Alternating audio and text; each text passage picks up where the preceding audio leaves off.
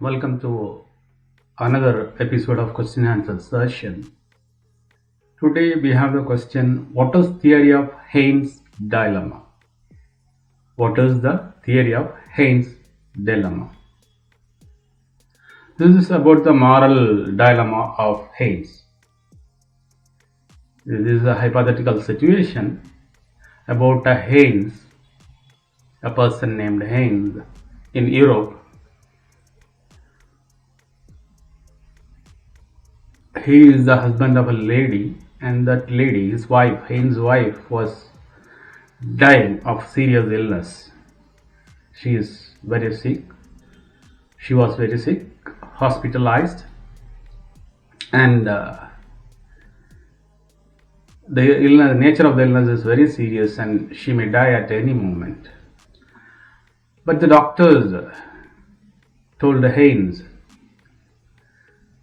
now a person has discovered a medicine in this town. A person has discovered a medicine for this sickness, what your wife is going through.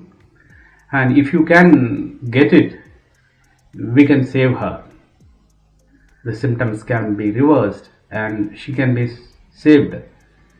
But this particular person only has invented it and he only has it. So go to him, try to get it from him, and if you are able to bring that, we can save this lady.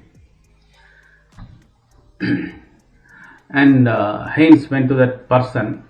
That person, for him, it took $400 to make that medicine.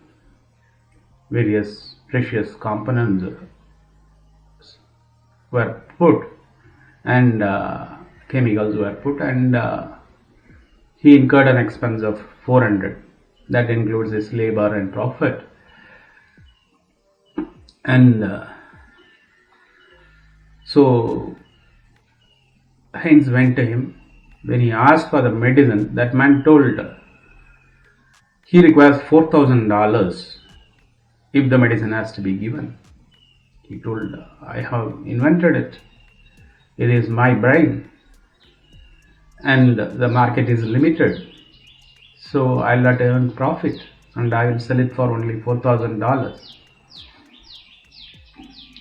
Heinz pleaded with him, but that man would not budge. He would not succumb to the pressure, pleading. So saying Heinz had no other go but to go and search for money. He talked to his friends, known people. Some people gave him money, but he could only get half of it, $2,000, with much effort. But the inventor of the medicine would not give it. He said, $4,000 or no, don't come back to me.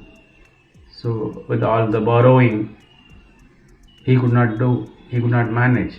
So what Heinz did, when this person closed the shop that day, in the night, he went and stole the medicine and gave it to the doctors. So his wife was saved. So the question is now, should Heinz should have stole the medicine? Stealing is an offense. It's a crime. So the moral dilemma is whether Heinz should have stolen the drug. He has committed an offense, but he saved his wife from deathbed. She was saved. So the moral dilemma is, he is committing a crime in the name of a greater good is correct, or since it is a crime, he should have not stole the drug and allow his wife to die. Why or why not he should have stolen? in Kohlberg's work, that is the Heinz dilemma, whether he should have stolen or not. So in Kohlberg's work, the answer to whether Heinz should have stolen the drug is not what matters. For Kohlberg, the explanation for their decision is important issue that is critical for understanding the moral reasoning.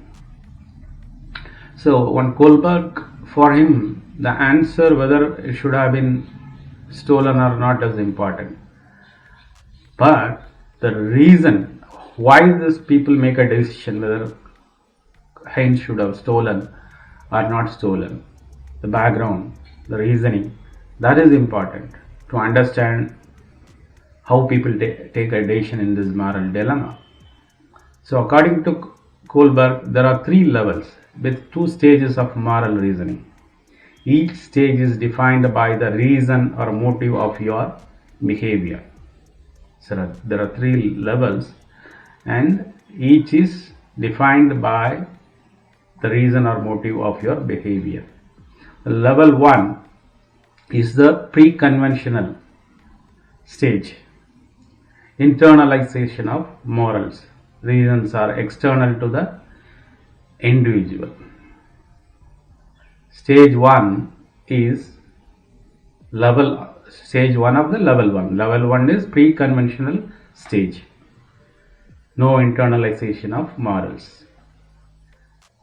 Stage 1 is, this is from our early childhood. That is how it develops, how morality develops in us. That is defined by Kohlberg in different levels. And level 1 is the pre-conventional stage. And in that stage 1 is punishment and obedience. We do certain things or we do not do certain things because there is a punishment associated with it. That is the beginning level. If you do something wrong, then you are getting punished. So you don't do that. You obey that rule, whether it is from your parents or from the law. Second stage is individual self-interest. It is your own self-interest. You say, if I do this, this is going to be better. If I do the right thing, that is going to be better. That is the stage 2. Then the level 2. We saw level 1, pre-conventional. Next is conventional, which is the intermediate stage, and where moral is internalization of morals. That is the second stage, second level. The stage 3, we saw the first 2 stages in level 1. The stage 3 is seeking approval or avoiding disapproval. The earlier stage was we were afraid of the punishment, then we did something because it suits our self-interest. Third is the seeking approval or disapproval of the larger people. If you do the right thing, people appreciate it, and if you do the wrong thing, people disapprove it, the society, the people surrounding you. So you are seeking approval and avoiding disapproval. That is the stage 3. Stage 4 is law and order. So by the time the law and order, the criminal procedures have come, courts have come, the police has come. So the stage is whether you are breaking the law or not. So you are aware of the law, then if you break the law, then you are into police custody or punished by the court. So that is the stage 4.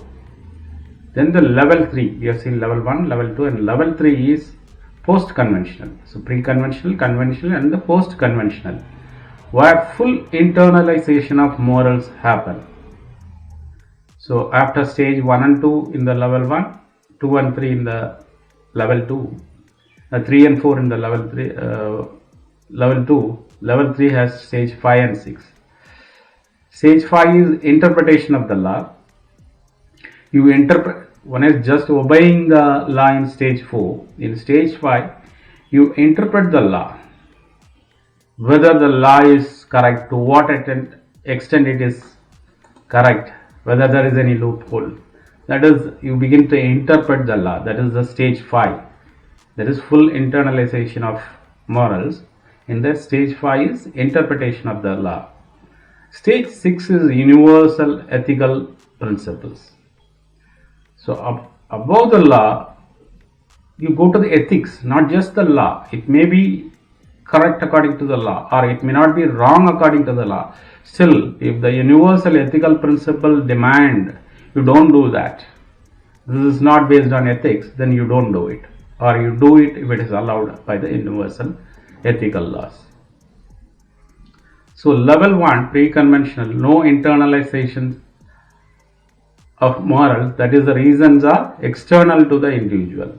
Stage 1, punishment and obedience. People base their moral decisions, right and wrong, by what is punished. They act on the fear of punishment and behave to avoid punishments. Stage 2, individual self-interest. Right and wrong is determined by what is rewarded, gained or profited. One's actions are based on whether they will get or their inaction occurs because there is nothing to be gained. So if something is, these are explanations for the, already we have explained. Once more we are seeing the explanations of stage 1 and stage 2 is about the gains. Stage 1 is about punishments, to avoid punishments and to fear of punishments. Stage 2 is accepting something because there is something to gain or not gain.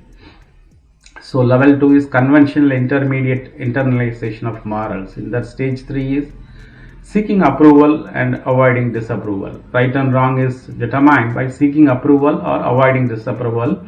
The people who are close to you, such as your parents and friends. Stage 4 is law and order. Right and wrong is determined by society's rules and laws, which should be obeyed rigidly to maintain law and order through formal code of conduct.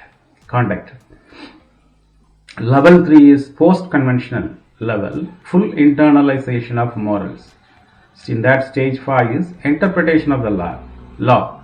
Right and wrong is determined by society's rules, which are viewed as fallible rather than absolute. Unlike the stage 4, a stage 5 person is more willing to break the law because as a member of society, you have certain obligations to fulfill that might not be contained within the current law. The person understands that laws are important to protect society and individuals should be and should be changed or not followed if they fail to do so. So you understand that the laws are ultimately meant to protect the people and the individuals who are in the society. If the law fails to protect the individuals, then the law should be broken or should not be followed. If it is harmful to the people, then it should not be followed. In some instances, the law may not apply to a particular situation, especially if it violates some values such as freedom and individual or property rights. So if some law violates individual freedom or property rights, then it should not be followed. So stage 6 is universal ethical principles. Right and wrong is determined by universal ethical abstract principles that emphasize equality, justice and preservation of life regardless of culture or situation. Right and wrong is determined by universal ethical abstract principles. When faced with a dilemma between law and conscience, the personal, individual and conscience is followed. Behavior is directed by self-chosen ethical principles that tend to be general, comprehensive or universal. High value is placed on justice, dignity and equality. So behavior is directed by self-chosen ethical principles that tend to be general, comprehensive or universal. High value is placed on justice, dignity and equality. This is the final stage where you determine the high values of the morality. So when you are faced with the dilemma between law and conscience, you choose conscience. You follow the conscience. not just law, more than that. So your behavior is directed by self-chosen ethical principles that are universal, which is of high value is placed, where you place high value on justice and dignity and equality of all the people. So that is the ultimate morality. So here we have seen about Heinz dilemma of whether stealing is good or bad, and above that how the morality is based.